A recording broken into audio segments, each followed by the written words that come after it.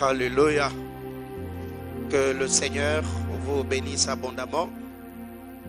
Shalom, bien-aimés dans le Seigneur. Nous vous saluons dans le précieux nom de Jésus-Christ. Et nous prions que le Seigneur parle à nos cœurs et bénisse la vie de chacun d'entre vous.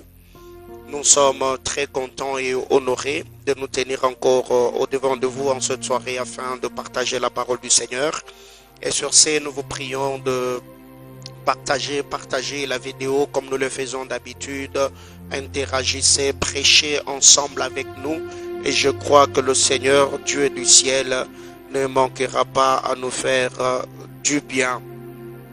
On va lire la parole de Dieu, Matthieu chapitre 10, Marc chapitre 10. Nous lirons 5 versets, donc du verset 17 au verset 22. Marc chapitre 10, du 17e au 22e verset. J'ai lu au nom de Jésus.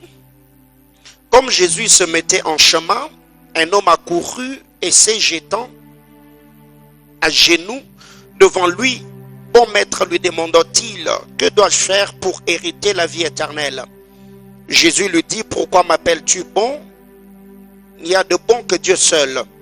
Tu connais les commandements, tu ne commettras point d'adultère, tu ne tueras point, tu ne déroberas point, tu ne diras point de faux témoignages, tu ne feras tort à personne, honore ton père et ta mère.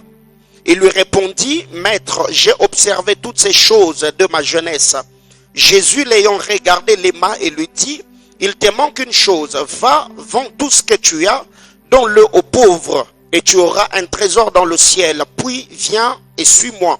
Mais affligé de cette parole, cet homme s'en alla tout triste, car il avait de grands biens.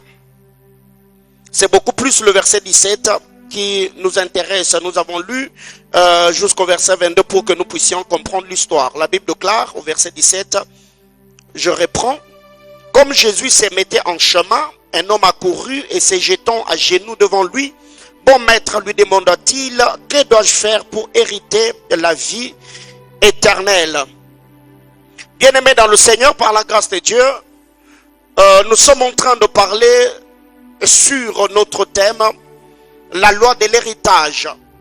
La loi de l'héritage, et comme nous le savons, nous avons beaucoup plus mis d'emphase sur l'héritage spirituel, la relation qu'il y a entre père et fils.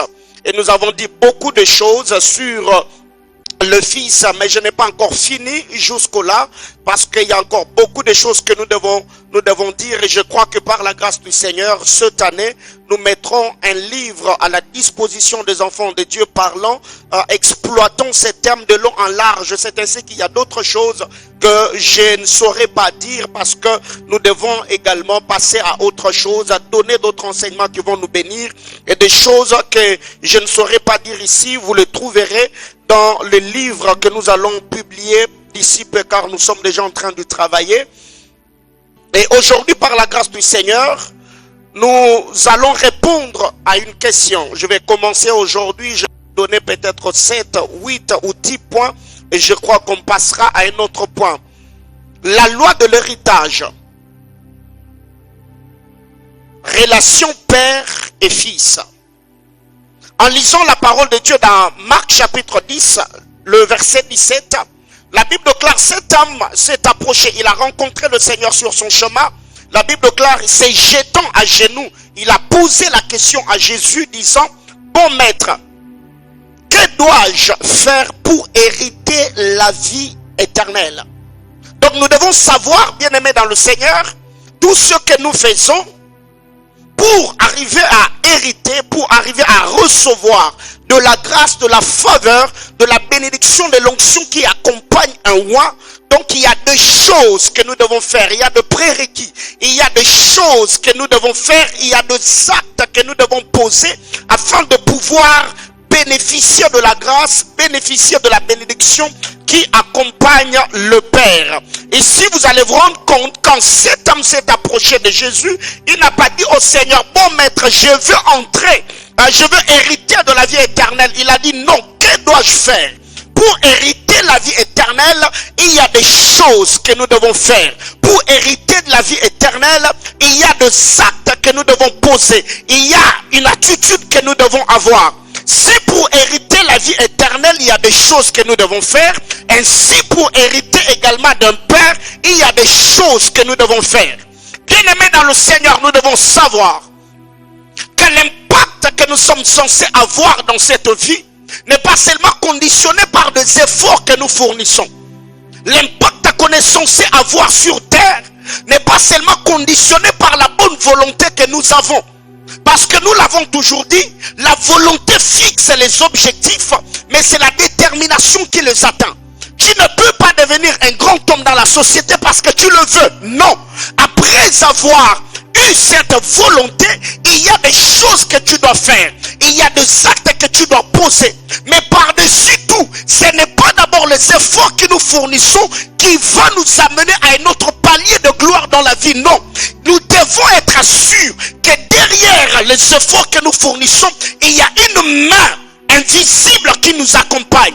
Il y a une onction ou une grâce particulière qui nous donnera la capacité de réussir. C'est ainsi qu'en lisant la parole de Dieu, le Seigneur a dit à Moïse de dire aux enfants d'Israël que c'est Dieu qui allait leur donner la capacité de s'acquérir de richesses. Dieu n'a pas dit quand ils vont travailler, Dieu n'a pas dit quand ils vont semer, Dieu n'a pas dit quand ils vont récolter. Non, c'est Dieu qui donne la capacité parce que c'est lui qui met à nous le vouloir et le faire. Pourquoi? Parce que le mouvement et l'être émanent de lui. Donc nous devons savoir que réussir dans la vie n'est pas seulement question de volonté. Hériter d'un roi n'est pas seulement synonyme d'être à ses côtés. Tu peux être à côté d'un roi et pourtant recevoir ou bénéficier de la grâce qui l'accompagne. C'est pourquoi vous allez vous rendre compte, Élisée a hérité d'Élie. Mais le serviteur d'Élisée plutôt a hérité de...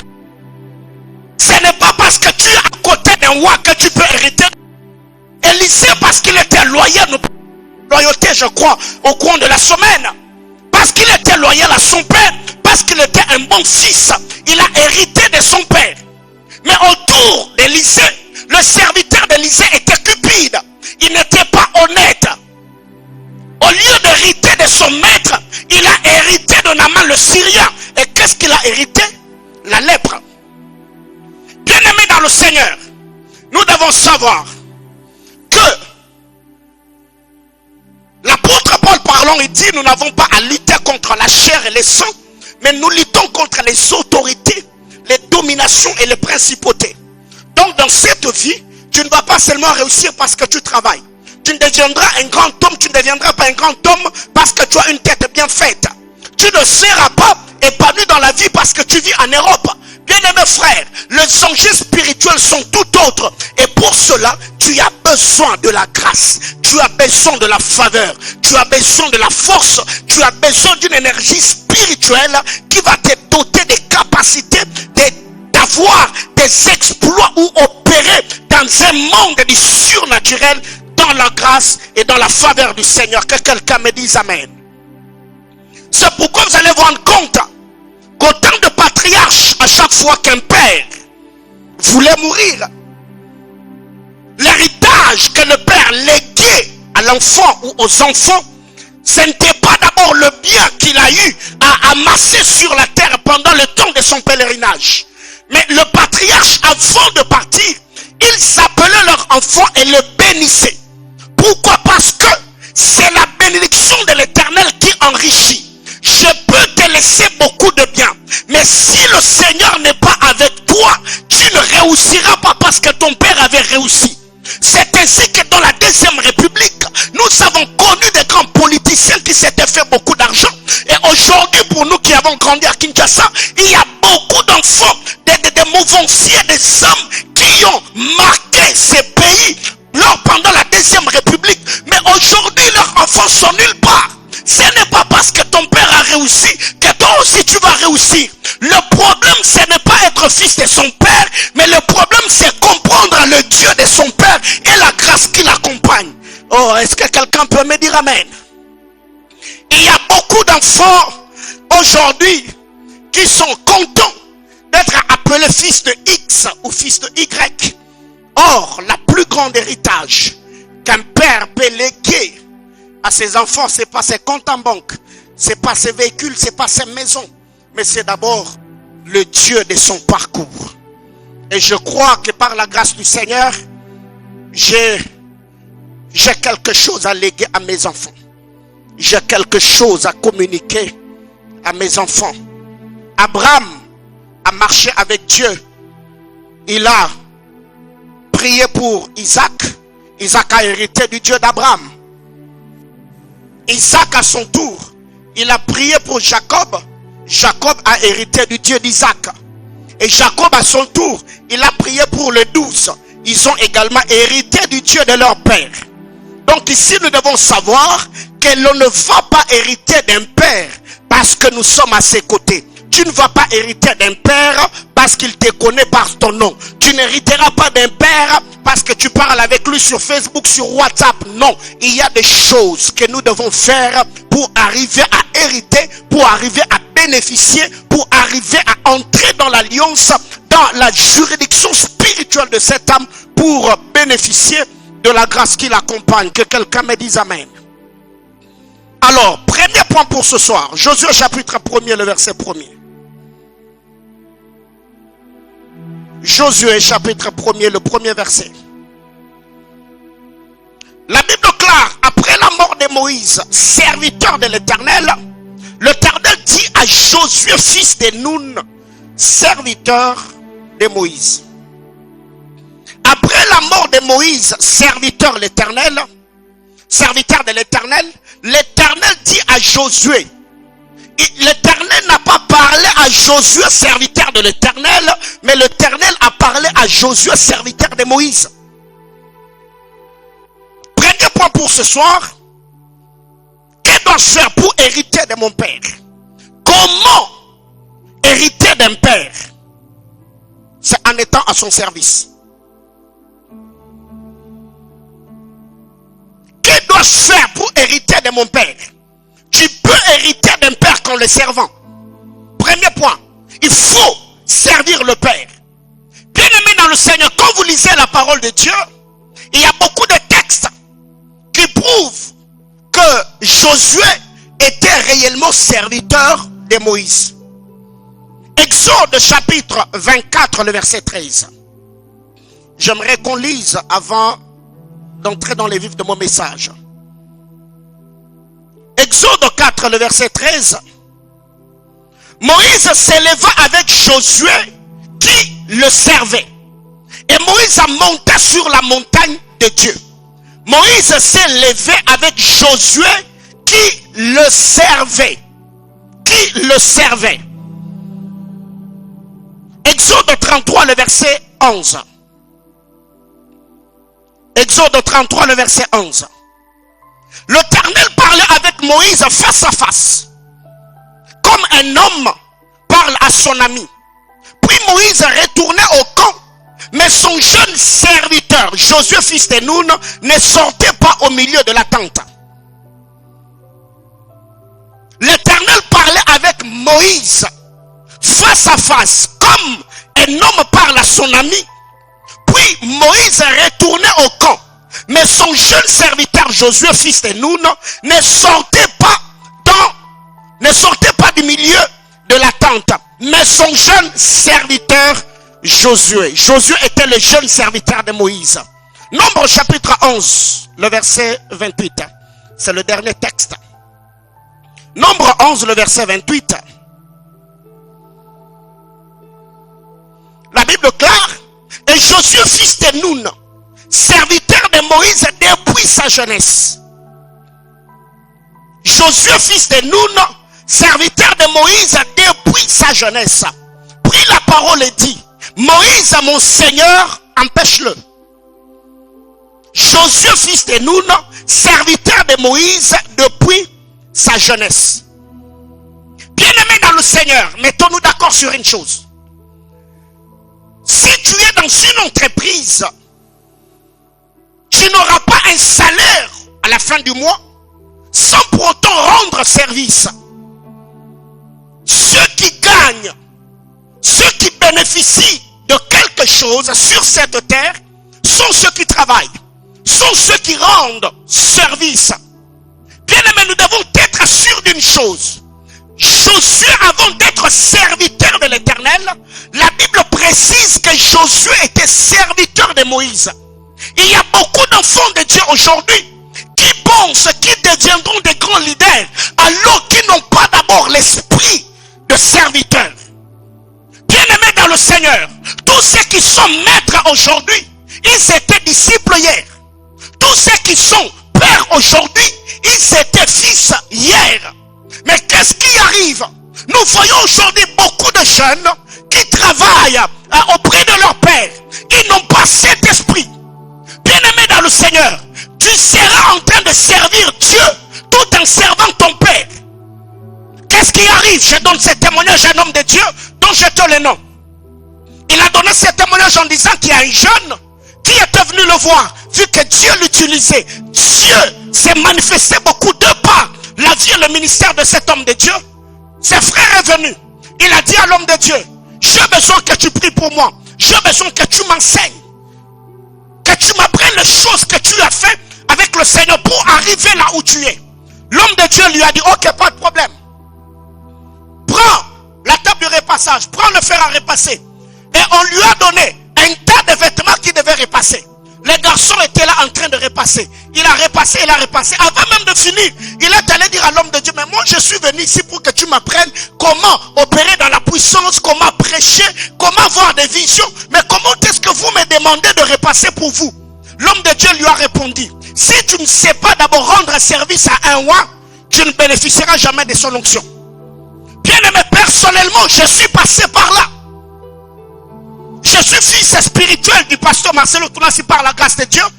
Et quand le Seigneur m'a appelé au ministère prophétique le 19 février 2008, je servais le Seigneur. Dans le prophétique, j'avais beaucoup de visions, mais je ne savais pas interpréter certaines images. Je n'avais pas de maturité, je n'avais pas d'expérience. Et le Seigneur a mis un autre homme de Dieu, le prophète Élisée, à mes côtés. C'est lui qui m'a coaché dans le prophétique. C'est lui qui m'a enseigné. C'est lui qui m'a encadré. Et il y a des moments où j'allais chez lui à la maison, je le trouvais avec son épouse. J'arrive, il te dit, Paulin, prends mes chaussures, va cirer. Son épouse est là. Je le faisais. J'ai dû, moi, lessiver ses habits. J'ai dû repasser ses vêtements. Pourquoi? Mon plus grand bonheur était d'abord d'être à son service. Je me souviens à l'époque, j'étais encore en train de travailler. Ça peut arriver que le vendredi ou le samedi matin, il est à la montagne en train de prier, il t'appelle. Il te dit, ok, ce soir j'ai besoin que tu m'achètes à telle et telle autre chose et que tu m'amènes à la montagne. Et le matin, je suis au boulot, dès que je finis, le temps de rentrer, vous savez très bien avec les embouteillages de Kinshasa, donc c'est pas facile. Moi, j'ai dû monter à la montagne de Mangengenga, pour ceux qui savent, à 21h, 22h, je suis seul dans une brousse. Pourquoi? Je ne vais pas prier. Parce que mon mentor m'a demandé de lui amener du pain, de lui acheter du thé. Et toutes les fois que je faisais ces choses, il n'avait jamais prié pour moi. Un jour, il m'a appelé, c'était à 19h. Il m'a dit, j'ai besoin de toi à la montagne. J'ai dit, mais papa, il est à 7h. Il m'a dit, oui, tu es un guerrier, j'ai besoin de toi. Frère, je n'ai pas répliqué. J'ai acheté ce qu'il m'avait demandé. Quand je suis arrivé à la montagne, on a passé nuit avec lui à 2h du matin. Il m'a dit, lève-toi, on va aller prier. On est monté sur une autre montagne. Parce qu'à Mangengenga, il y a plusieurs montagnes. On est monté sur une autre montagne. Il m'a dit, agenouille-toi, je me suis agenouillé. Il a prié de tout son cœur. Il a déclaré sur ma vie. Il m'a dit, hier la nuit alors que je priais, le Seigneur m'a dit, il a approuvé ton cœur. Il est grand temps que je libère ce que j'ai sur toi. Pourquoi? Parce que j'étais là, je le servais. Bien aimé dans le Seigneur, tout le temps que j'ai passé à Kinshasa, j'ai fait 9 ans au pied de mon père avant d'être consacré pasteur, parce que c'est le Bumbashi d'ici peu. Cette année, je vais totaliser 6 ans. Donc, j'ai plus de 15 ans au pied du pasteur Marcelo. Mais j'ai fait 9 ans où j'étais partenaire spirituel, intercesseur à l'église. Je ne modérais pas, je ne chantais pas, je ne prêchais pas. J'étais là et tout ce que je savais faire pendant 9 ans, c'était prier pour le ministère de mon père. J'ai prié pour lui pendant 9 ans. Et aujourd'hui, je continue à prier pour lui parce parce que je suis son intercesseur à vie. C'est un engagement, c'est une alliance, c'est un appel. Ce n'est pas parce que je suis devenu pasteur que je suis pasteur de mon père. Non, je reste son fils et je suis à mon poste. Autant que je peux, je prierai pour lui. Parce que c'est là que l'onction est venue, c'est là que l'appel est venu, c'est là que le ministère a éclaté. Mais le problème aujourd'hui, c'est que nous avons des fils qui veulent hériter de leur père, mais ils n'ont pas cet esprit de servir. C'est ce que j'ai dit la fois passée, que les vrais fils sont là quand leurs pères ont vraiment besoin d'eux. Servir. Quelle est la dernière fois que tu as rendu service à ton père? Quelle est la dernière fois que tu t'es vraiment investi, impliqué dans son ministère? Quand on est fils au pied du Père, nous servons Dieu en servant notre Père. Moïse était serviteur, Josué plutôt, il était serviteur de Moïse. Et le Seigneur, reconnaissez-le dans Josué chapitre 1er. Après la mort de Moïse, l'homme de Dieu, serviteur de Dieu, Dieu dit à Josué, fils de Nun, serviteur de Moïse. Bien-aimé dans le Seigneur, première loi dans la loi de l'héritage. Comment hériter de son père? Il faut le servir. Il faut servir son père. Il faut être à la poste. Quand il a besoin de toi, tu fais ce qu'il te demande. Si c'est la retraite, tu es en retraite. Si c'est chanter, tu es là. Si c'est balayer, tu es là. Si c'est jeûner, tu es là. Il faut servir. Mais beaucoup de gens aujourd'hui veulent hériter, mais ils n'ont pas cet esprit de service. Bien-aimés frères, et je vous dis, cet homme de Dieu a prié pour moi. Mais certains avantages que j'ai eus dans l'exercice du ministère, peut-être lui ne les a pas eus. Certaines portes que le Seigneur m'a ouvertes, peut-être lui, il n'a pas eu cette grâce-là. Mais comment je suis parvenu à bénéficier de cette grâce, de cette onction qui l'accompagnait? Parce que j'étais à ses pieds en train de servir. Ça, non. Nous avons besoin. Aujourd'hui déjà nous avons des fils. À peine même il a une année au pied de son père. À peine même il a 2 ans dans le ministère. Il n'est pas encore reconnu comme ministre. Il n'a pas encore été consacré. Mais il est déjà daddy. Il a aussi des fils et des filles. Même vous, passion, je vous vois. Sur Facebook, on l'appelle déjà daddy. Parce qu'il a posté une belle photo. Daddy. Et il répond aussi ma fille. Ah! Frère, on a encouragé. Encourager ma casse. Et nous avons également des sœurs parce que tu chantes bien, parce que tu as l'onction de Dieu. On t'appelle déjà Mami. Au point où Daddy lui-même dans son église n'est pas reconnu comme prédicateur. Mais quand il va prêcher ailleurs, il a déjà ses poulains qui le suivent pendant qu'il prêche. Daddy, ça fait beau. Oui, c'est ça le problème. On veut hériter, mais on n'est pas prêt pour payer le prix. Mami. Donc quand Mami arrive, il y a même des filles qui tiennent le sac de Mami. Elle est là en train de dandiner Mami parce qu'elle a une belle voix. Bien-aimés frères, 1 Samuel chapitre 3, le verset 1er. 1 Samuel. Oh regarde. 1 Samuel chapitre 3, le verset 1er. La Bible déclare, le jeune Samuel était au service de l'Éternel devant Élie. Le jeune Samuel était au service de l'Éternel devant Élie. La parole de l'Éternel était rare en ces temps-là. Les visions n'étaient pas fréquentes. Je ne vais pas exploiter la deuxième partie parce que ce n'est pas l'école de prophète. Mais la Bible déclare la partie 1. Le jeune Samuel était au service de l'Éternel devant Élie. Les vrais fils sont ceux qui servent Dieu devant leur père. Les vrais fils ne sont pas des gens qui font des choses derrière les dos de papa. Parce qu'on t'a donné la chair, une prédication, tu as commencé à draguer les soeurs à l'église. À peine même tu as commencé à chanter à la chorale, on apprend que tu as engrossé. Bien aimé, j'entends quelqu'un dire, je servirai l'Éternel devant mon père. Pas derrière le père, non, devant le père. Cela, Samuel servait l'Éternel devant Élie. Autrement dit, il était vrai. Tout ce que Samuel Saül faisait, il ne faisait pas des choses derrière les dos de Élie. Non, tout ce qu'il faisait, il le faisait devant son père. Chose bizarre. J'ouvre une parenthèse que je vais refermer. Bien aimé, dans l'exercice du ministère, tu ne peux pas avoir un mentor que ton père ne connaît pas. Pourquoi? Parce que ton père, la Bible déclare que nos pasteurs, ce sont le berger, ce sont les gardiens de nos âmes.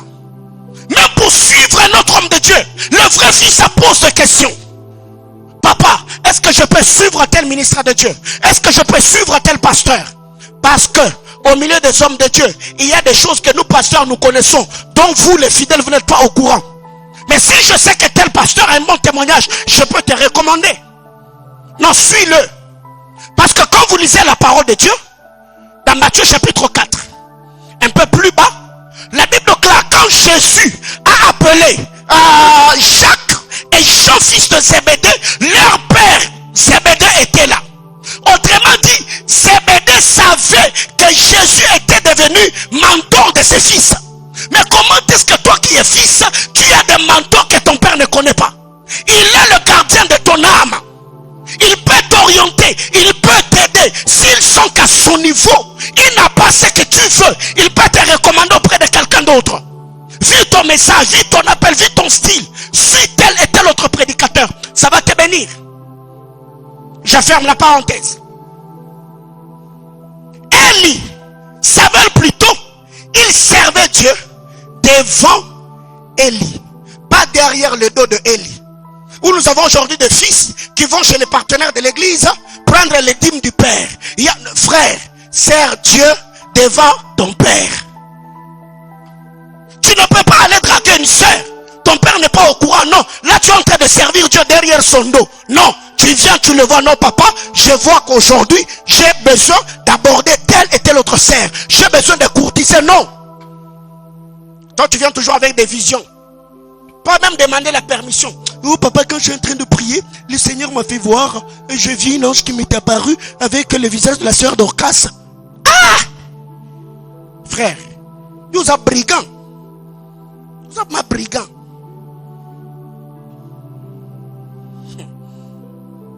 J'entends quelqu'un me dire, je servirai l'Éternel devant mon Père. Oui, Samuel le faisait. Il servait Dieu devant Élie, pas derrière, pas derrière. Il n'y avait pas de cachotterie, non, pas derrière, devant. Mon père doit me connaître. Tout ce que je fais, je dois être vrai. Il servait l'Éternel devant Élie.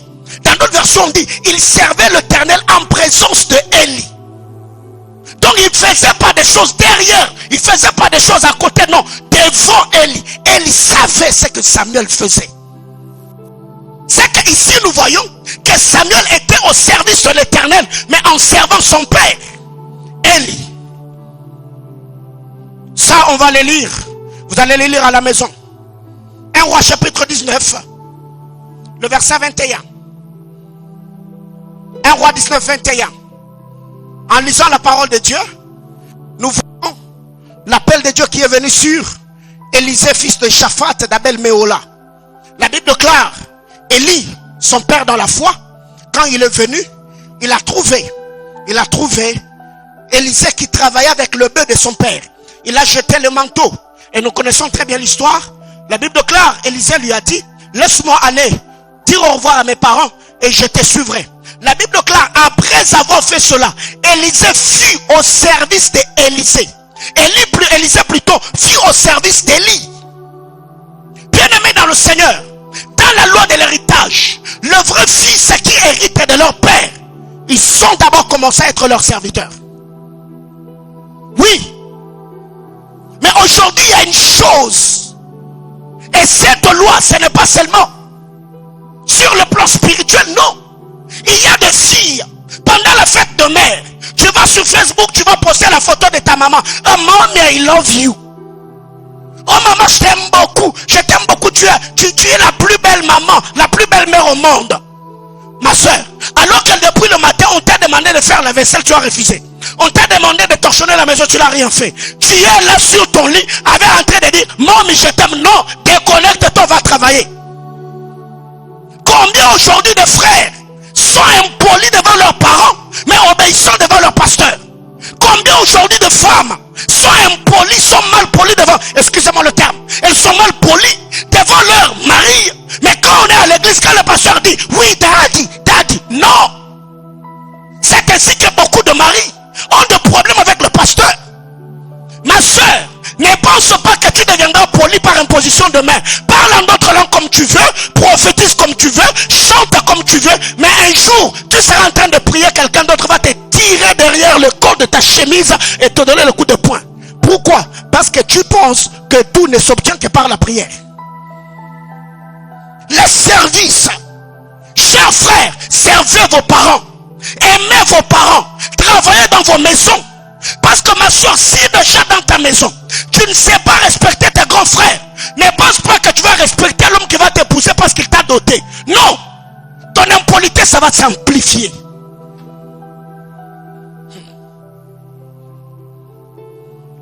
J'étais en train de dire, pour hériter d'un roi, il faut commencer par le servir.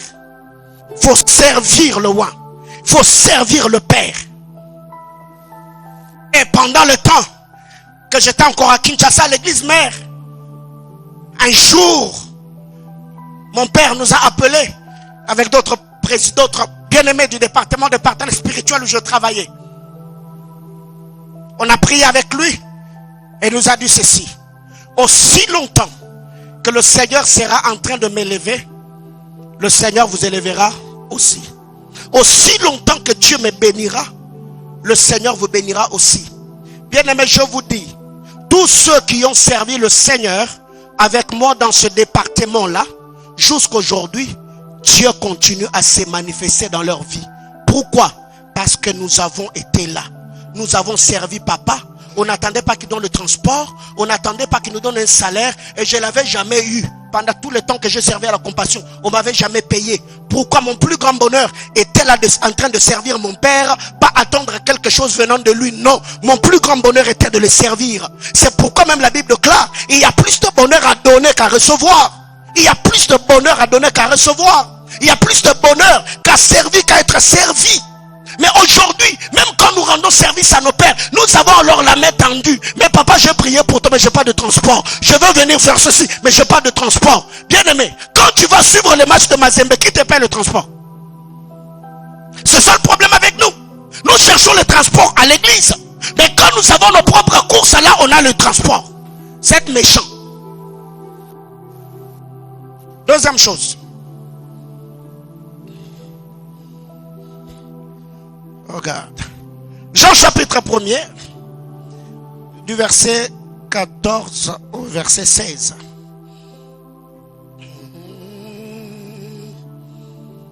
Jean chapitre 1er, du verset 14 au verset 16. La Bible déclare: et la parole a été faite chair, et elle a habité parmi nous, plein de grâce et de vérité. Et nous avons contemplé sa gloire, une gloire comme la gloire du Fils unique venu du Père.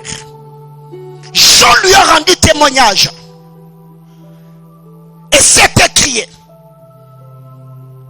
c'est lui dont je dis, c'est lui qui vient après moi m'a précédé, car il était avant moi.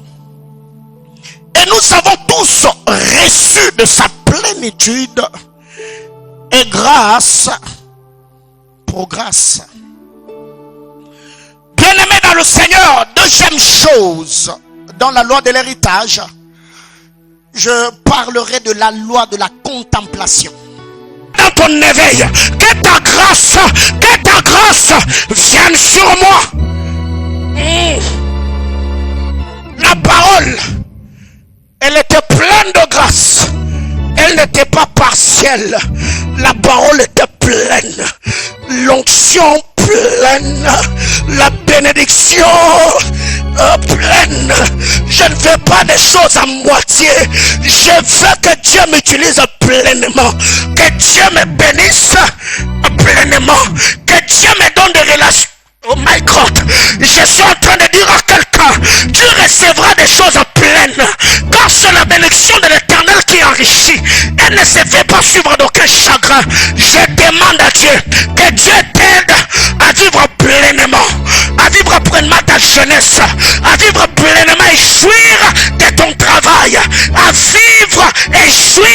ton mariage, que tous les stress, toutes les angoisses qui sont attachées à ta vie, je demande que Satan et ses acolytes prennent leur clic et leur claque et libèrent de ta vie. Je donne des ordres, que le ciel entende le son de ma voix en ta faveur et que Dieu te bénisse. Oh oui, elle a habité parmi nous, pas chez les voisins. Elle a habité parmi nous. Église La Compassion, je demande que la parole habite parmi nous. La richesse que Dieu t'a promise, je demande qu'elle habite. Oh my God, les choses que Dieu t'a dites, je demande que ces choses habitent. Oh God, et nous avons contemplé, nous avons admiré. Bien-aimés frères, ce que Dieu donne attire le regard. Ce que Dieu donne attire l'attention. Pourquoi ce que Dieu donne attire l'attention? Parce que la Bible déclare que Christ à la croix, il a tout accompli. Lui, il n'avait ni beauté ni éclat pour ne pas attirer le regard. Mais lui n'avait pas de beauté pour que nous on ait des beautés. Oh my God.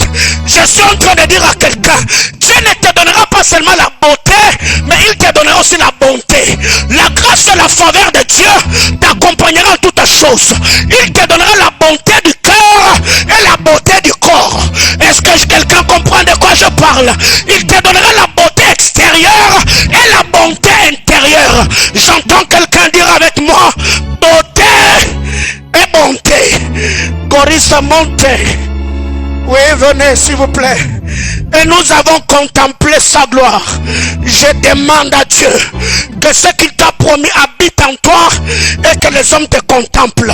On t'a dit que tu as le masque de la vieillesse. Je demande que Dieu te donne l'onction de la jeunesse. Oh my God, là où tu ne pouvais pas peut-être apprécier, je demande que la grâce et l'onction de Dieu fassent de toi un homme acceptable et un homme appréciable. Je suis en train de dire à quelqu'un, tu seras acceptable et appréciable. Je disais, tu seras acceptable et appréciable. Nous avons contemplé. Dieu ne peut pas t'utiliser, il ne peut pas te oindre, il ne peut pas te bénir pour être mis en quarantaine. Ceux qui sont mis bénis par Dieu sont célébrés par les hommes. Ceux qui sont élevés par Dieu sont admirés par les hommes. Je demande que sur ta vie reçois l'onction de l'admiration, reçois l'onction de la contemplation. La Bible déclare, quand nous tournons vers lui le regard, on est rayonnant de joie. Je suis en train de dire à quelqu'un, ceux qui ont désespéré, ceux qui sont abattus, quand ils regarderont ta vie, ils béniront le Seigneur. Quand ils regarderont ta destinée, ils glorifieront Dieu. Nous avons contemplé sa gloire comme une gloire du Fils unique venu du Père. Mais j'aime le verset 16, la Bible déclare, et nous avons tous reçu de sa plénitude. Et grâce pour grâce. Ça, c'est ce que j'aime. La parole, elle a habité pleine de grâce. Pour que le Fils reçoive grâce pour grâce, double portion. Est-ce que quelqu'un comprend de quoi je parle? Et nous avons reçu de sa plénitude. Grâce pour grâce. Grâce pour grâce. J'entends quelqu'un dire avec moi, Seigneur, je veux le double. Grâce pour grâce. Mais pour que nous puissions recevoir, il a fallu que nous commencions par contempler. Je suis en train de dire à quelqu'un, le psalmiste a dit, je lève mes yeux vers les montagnes. D'où me viendra le secours? Lever les yeux, la contemplation, le secours c'est la réception. Je suis en train de dire à quelqu'un, plus ils vont te regarder, plus tu vas relâcher. Plus tu... Oh my God, plus je serai en train de monter, plus ceux qui me regardent reçoivent. Car Élisée ne pouvait pas recevoir le manteau d'un Élie qui n'avait pas vu. La contemplation et la réception. Mon Père monte et moi je reçois. Mon Père Dieu l'élève et moi je bénéficie. Car c'est comme l'huile qui est répandue sur la tête d'Aaron. Ça touche à la barbe et les bancs de la robe. Je suis en train de dire à quelqu'un, grâce pour grâce. J'ai béni quelqu'un. fais plus que moi, va plus loin que moi, vois plus que moi, prêche plus que moi, entends plus que moi, bénis plus que moi. J'ai béni quelqu'un de cet hôtel, que le Seigneur t'utilise au-delà. C'est pourquoi Jésus a dit, ceux qui ont cru en moi, ils feront ce que je fais et ils feront des œuvres plus grandes. Grâce pour grâce. Est-ce que quelqu'un comprend de quoi je parle? J'entends quelqu'un me dire, Seigneur, donne-moi le double. Oui. Bien-aimé, j'aimerais qu'on lise ce texte, on va s'arrêter là. Apocalypse chapitre 2, le verset 17. Oh God, j'aime la présence de Dieu. Apocalypse 2, 17. La Bible déclare que celui qui a des oreilles entende ce que l'Esprit dit aux églises. À celui qui vaincra, je donnerai de la manne cachée. Et je lui donnerai un caillou blanc. Et sur ce caillou est écrit un nom nouveau que personne ne connaît si ce n'est celui qui le reçoit. Et il y a deux choses que Dieu fait dans la vie de ceux qui vont vaincre. La victoire, je ne combats pas pour l'avoir, je combats dans la victoire. Et cette victoire, je l'ai obtenue par l'œuvre salvatrice de la croix. À celui qui vaincra, je donnerai la manne cachée. Je suis en train de dire à quelqu'un, si Dieu a pourvu dans le désert en donnant la manne, je demande même en ce temps de crise que Dieu te donne des choses inattendues. La Bible déclare, il a donné à Israël la manne que ses pères n'avaient pas connue. Je demande à Dieu qu'il te donne des choses que tes pères n'ont pas connues, qu'il te donne des choses que tes ancêtres n'ont pas connues, qu'il te donne ces choses que ceux de ta génération n'ont pas connues. La manne que tes pères ne sont pas connus. Autrement dit, Dieu, il est capable de donner au fils des choses que le père n'a pas reçues. Du haut de cet hôtel, j'ai béni mes fils. Recevez ce que je n'ai pas. Ayez ce que je n'ai pas. Allez où je ne suis pas arrivé. Faites ce que je n'ai pas fait. De tout mon cœur, je demande à Dieu que le Seigneur te bénisse et qu'il t'enrichisse. Qu'il te donne ce que je n'ai pas. Au nom de... Je donnerai la manne cachée. Oh God. Je donnerai la manne. Quand ils ont reçu la manne veut dire, c'est quoi ça? J'entends quelqu'un, après le confinement, Dieu fera des choses étonnantes. Ça n'étonnera pas seulement ceux qui vont l'entendre, mais ça va t'étonner toi-même. Tu regarderas ta vie et tu diras, mon Dieu, c'est quoi ça? Oh my God. Tu regarderas ta bénédiction, tu te diras, mais mon Dieu, mais c'est quoi ça? Bien-aimé dans le Seigneur, je m'arrête, la Bible déclare. Et sur ces cailloux, je ne donnerai pas seulement la manne cachée, mais je donnerai un caillou blanc. Et sur ces cailloux est écrit un nom nouveau que personne ne connaît si ce n'est celui qui... Bien-aimé frère, la Bible déclare, je donnerai un caillou blanc. Et sur les cailloux, il y a un nom que personne ne connaît si ce n'est celui qui le reçoit. Je demande à Dieu qu'il te donne un nom nouveau. Oh my God. Qu'il te donne une identité nouvelle. Qu'il te donne une dimension nouvelle. La Bible déclare que personne ne connaît si ce n'est celui qui le reçoit. Je suis en train de dire à quelqu'un, pourquoi les gens te minimisent? Parce qu'ils ne connaissent pas ton identité nouvelle en Christ. Pourquoi les gens te dénigrent? Parce qu'ils n'ont pas, ils n'étaient pas dans le jour que Dieu t'a donné le caillou blanc. Je suis en train de dire à quelqu'un, donne-moi ton nom. C'est quoi ton nom? Quel est le nom qui est écrit sur le caillou? Je suis en train de dire à quelqu'un, parmi les noms qui sont sur le caillou, il y a un nom de la prospérité. La Bible déclare, du riche qu'il était, il s'est appauvri, afin que je sois enrichi. Ça c'est mon nom nouveau. Car Ephésiens me dit, le Seigneur nous a bénis de toutes sortes de bénédictions. Dans les lieux, la parole, elle doit se faire chair. toutes sortes de bénédictions spirituelles. Bien-aimés frères, pour que l'invisible devienne visible, Dieu a parlé. Au commencement, Dieu dit. Toutes sortes de bénédictions spirituelles, tu les as. Mais tu as besoin que quelqu'un qui peut parler pour matérialiser ces choses. Est-ce que le mariage est une bénédiction? Alors je demande à Dieu qu'il te donne. Est-ce que le travail est une bénédiction? Je demande à Dieu qu'il te donne. Est-ce que l'onction est une bénédiction? Je demande à Dieu qu'il te donne. Est-ce que la consécration est une bénédiction? Je demande à Dieu qu'il te donne. Est-ce que les grandes relations est une bénédiction? Je demande à Dieu qu'il te donne. Est-ce que les terres sont des bénédictions? Je demande à Dieu qu'il te donne. J'entends quelqu'un me dire, Seigneur, donne-moi. La manne cachée et le caillou blanc. Bien-aimé frère, tu as un nom nouveau. Que personne ne t'intimide et que personne ne t'appelle par le nom que Dieu ne t'a pas donné.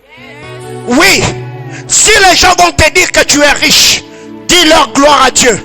Mais si quelqu'un te dit que tu es pauvre, ne te tais pas, parle. Parce que le monde spirituel, c'est un monde de paroles. N'accepte pas une identité que Dieu ne t'a pas donné. Que quelqu'un ne t'appelle pas célibataire, non. C'est le mariage qui n'est pas encore arrivé. Que quelqu'un ne t'appelle pas pauvre, c'est l'argent qui ne sont pas encore arrivés.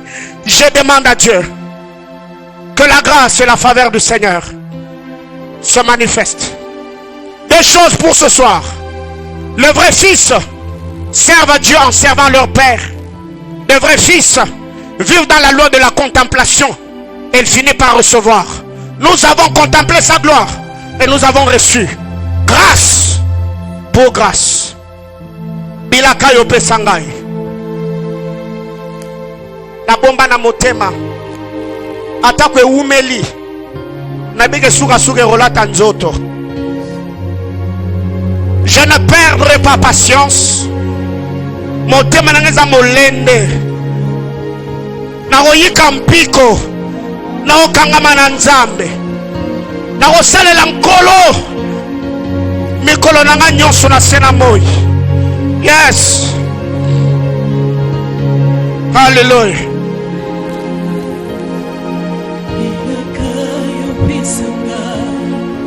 Na bomba na motema ata eumeli nango suka suka koko kisama. Je ne perdrai pas patience. Motema ezana moleteo ona yebinzabe ya lola. Hallelujah. Oza motote moyoko sanga.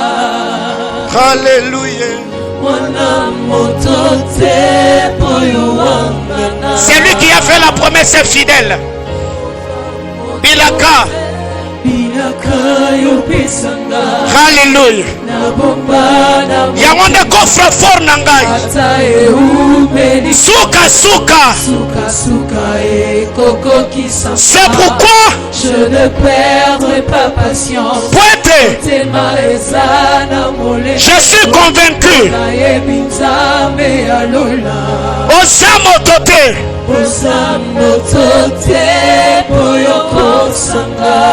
Mwana motote.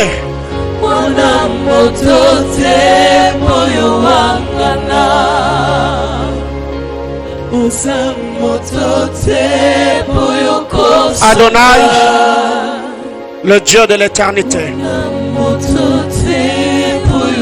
au devant de ton trône, je recommande mon frère et ma soeur qui a suivi cet enseignement. Aide-nous, Seigneur, à être des fils loyaux. Aide-nous, Seigneur, à servir fidèlement le Seigneur en servant nos pères. Aide-nous, Seigneur, à contempler, à admirer la vie de ces hommes, admirer leur onction, admirer leur grâce, admirer leur personne, admirer leur famille, afin, Père éternel, que nous puissions recevoir grâce pour grâce. Éternel Dieu Tout-Puissant, merci pour ton amour, Merci pour ta grâce. Merci pour ta bonté. Merci pour le privilège. Bénis cette soirée. Bénis la vie de chacun d'entre nous. Dans le nom de Jésus-Christ, nous avons ainsi prié. Amen. Shalom, shalom chez vous. Que Dieu bénisse abondamment.